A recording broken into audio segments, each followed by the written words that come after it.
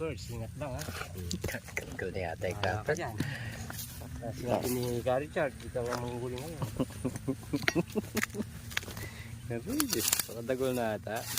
Uy! Ang laki. Parang mahirap kunin to. Dito.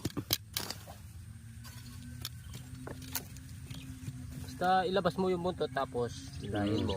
Ilabas mo dito sa ano, medyo malinis.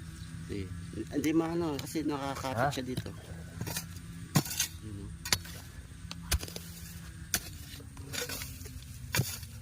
Yan, nasa pulo siya ng kahoy. 7 Uy, yan. Ulo yan. Uy! Laro! Uy! Uy! Mata mo Kapers ha. Talisto ka. Sige, labas ka na. Bubuga yan. Labas na. Pumasok. Ayan dyan, bumalik sa ano, ilalim.